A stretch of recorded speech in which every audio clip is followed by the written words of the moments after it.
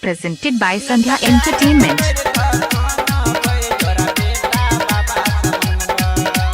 अभी आप सुन रहे हैं जय माता दी रिकॉर्डिंग स्टूडियो फुलपरास चौक से।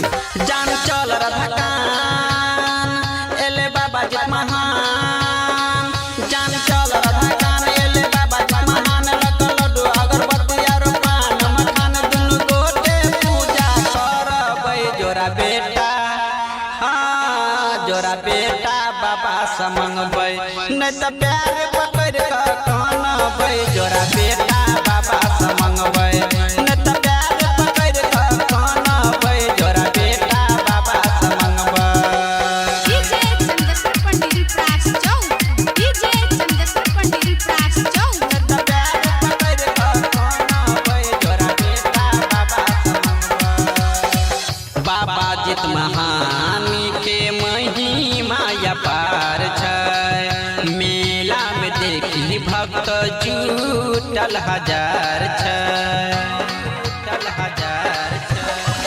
बाबा जित महानी के महिमा अपार छै, मेला में देखी भक्त जुटल हजार छै। चल होई गेल देर अत कर नया बेर, चल होई गेल देर अत कर नया बेर। जत जल्दी जेबै ओत पहुँच जेबै सबेर, सबसे पहिले पूजा करबै जोरा बेटा बाबा से मंगबै, नहीं तो प्यार पकड़ कर कानबै जोरा बेटा बाबा से मंगबै, नहीं तो प्यार पकड़ कर कानबै जोरा बेटा बाबा से मंगबै।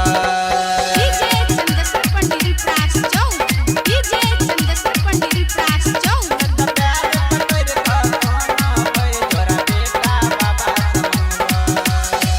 मीना बाजार झूला पूरा देखियल छै, चूड़ी लट टिकली पाउडर देखी लटकल छै, लटकल छै।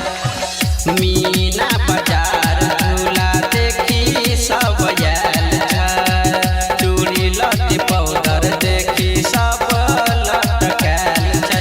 कहे राइटर राहुल कुछो जई है न भूल, कहो डीजे जाना दसवर कुछो जई है न भूल। पक राम कुमार के हाथ को तो छोड़ी है न सहारा, जब वही तक कहबो जोरा बेटा बाबा से मंगबै, नहीं तो प्यार पकड़ कर कानबै जोरा बेटा बाबा से मंगबै, नहीं तो प्यार पकड़ कर कानबै जोरा बेटा बाबा से मंगबै।